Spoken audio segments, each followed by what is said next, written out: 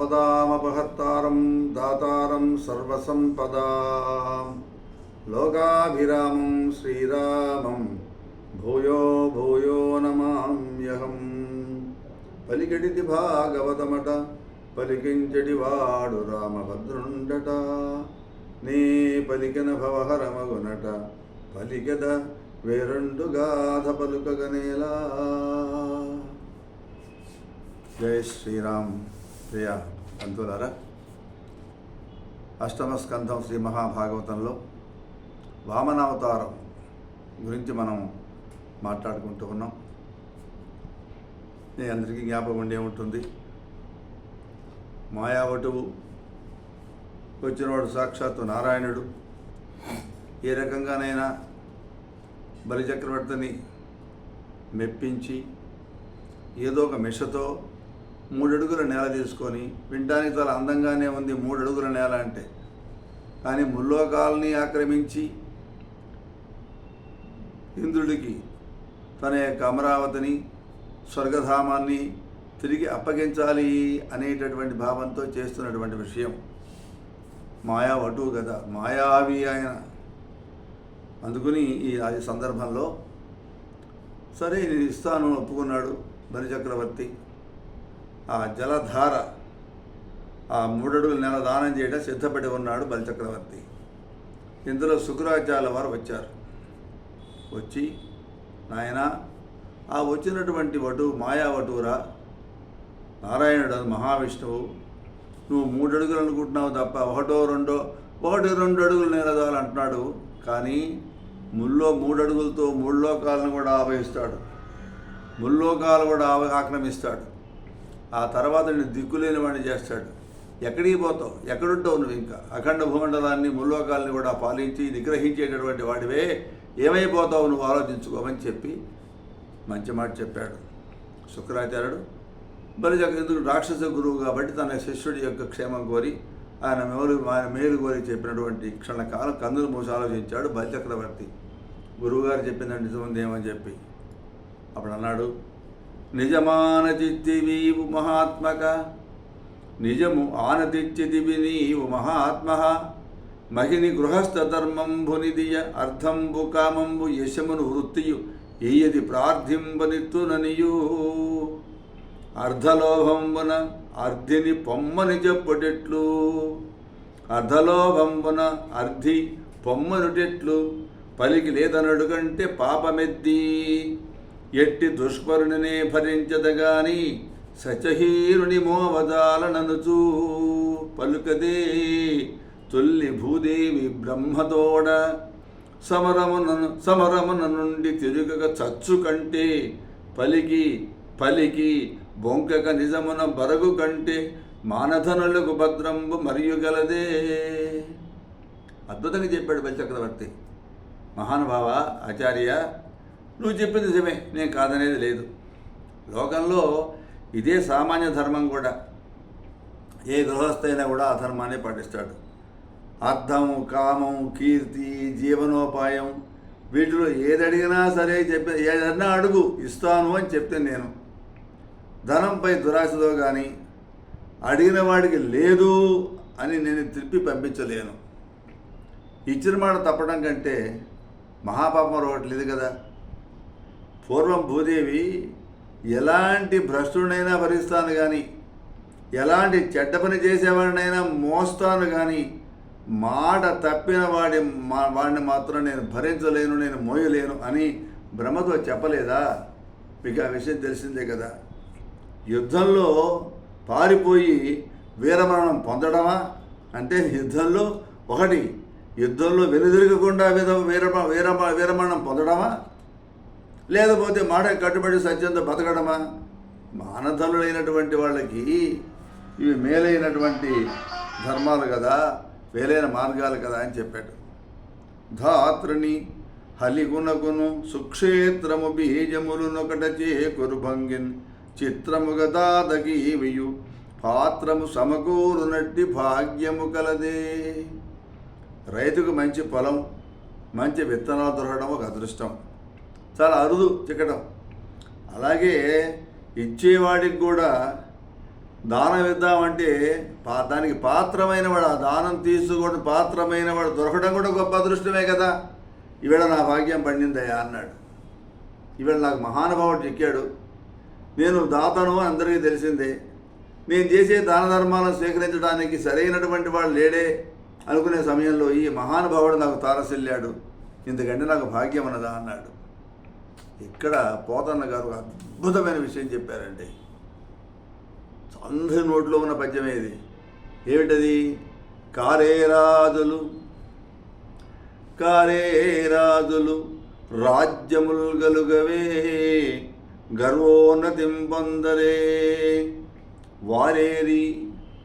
వారు ఏరి సిరిమూట గట్టుకుని పోవంజాలిరే భూమిపై పేరైనంగలదే శివి ప్రముఖులన్ ప్రీతిన్ యశకాములై ఈరే కోక్కులు వారలన్ మరచరే ఈ కాలమున్ భార్గవా.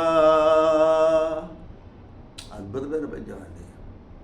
ఏమయ్యా ఆచార్య, ఎంతమంది రాజులు పుట్టలేదు, ఎంతమంది రాజులు రాజ్యాలు ఏలలేదు, ఎంతమంది రాజులు ఎంత లేకుండా పోయినారు. వాళ్ళందరూ రాజ్యాలు ఉన్నాయి కదా. వాళ్ళు ఎంతో అహంకారంతో మాకు మించినటువంటి వాళ్ళు లేరని చెప్పి ఎంతగానో విర్రవీగారు. కానీ వాళ్ళెవ్వరు కూడా ఈ దోచుకున్న సంపదని మూటగట్టుకొని వాళ్ళతో పాటు తీసుకొని పోలేదే. ప్రపంచంలో వారి పేరు కూడా ఇవాళ మిగలలేదే. ఈవేళ కొత్త, కొన్నాళ్ళు అయిపోయాక పాత, ఇంకా కొన్నాళ్ళు అయిపోయాక రోత, ఎన్నాళ్ళు మోత. కాబట్టి ఏ రాజులు కూడా వాళ్ళు సంపాదించిన ధనమంతా కూడా మూట కట్టుకొని పోయింది ఏమీ లేదు. వాళ్ళు పేరు ప్రతిష్టలు లేకుండా పోయినాయి. కొన్నాళ్ళు అయిపోతే మర్చిపోతారు జనం. కాబట్టి ఈ ప్రపంచంలో వాళ్ళ కీర్తి ఏమైనా మిగిలిందా అనుకునే వాళ్ళు ఉన్నారు. ఒక 1000 సంవత్సరాల నాడు ఎవడు పరిపాలన చేశాడో ఏంటో కాగితాల మీద ఉంటే గుర్తు చేసుకుంటున్నాం. కానీ ఎవరికి కావాలా వాళ్ళ కీర్తి? ఈ రోజున శిబి చక్రవర్తి లాంటి మహానుభావులు ఉన్నారు. గొప్ప గొప్ప దానాలు చేసినటువంటి వాళ్ళు. వాళ్ళ దేహాన్ని కోసి ఇచ్చిన దానం చేసిన మహానుభావులు శిబి చక్రవర్తి అంటే.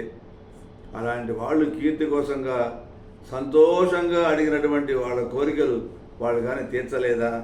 కానీ ఈనాటికి వారిని ఈ లోకం మర్చిపోలేదే. అందువలన ఎంత అద్భుతమైన విషయం. కారేరాజులు రాజ్యమున్ గలుగవే గర్వోన్నతిం పొందరే వారేరి సిరి మూటగట్టుకొని పొవంజాలిరే భూమిపై పేరైనంగలదే శిబి ప్రముఖులను ప్రీతిని యశక్కామని కీర్తి కోసం వాళ్ళు తాపత్రయపడ్డారు. ఈరే కోర్కెలు వారలను మరిచిదే ఇక్కాలమున్ భార్గవ అని దిద్దించాడు గురువు గారిని. ఉడగని క్రతువుల వ్రతముల పొడగన తననట్టి పొడవున గురుసై అడిగెడినట అనుబోడికి నిడరాదే మహానుభావ ఇష్టార్థంబుల్. మహాత్మా అవిచ్ఛిన్నంగా ఎడతెగకుండా ఎన్నో పుణ్యకార్యాలు చేసిన, యజ్ఞయోధాలు చేసిన విష్ణువుని చూడటానికి వీలు పడదే. ఆ నారాయణ సులభంగా దర్శనమిచ్చేవాడు కాదు కదా. అలాంటి మహావిష్ణువు, అలాంటి నారాయణుడు గొప్పవాడై పొట్టివాడై ఈవేళ అడుగుతున్నాడు. చెయ్యి కింద పెట్టి అడుగుతున్నాడు.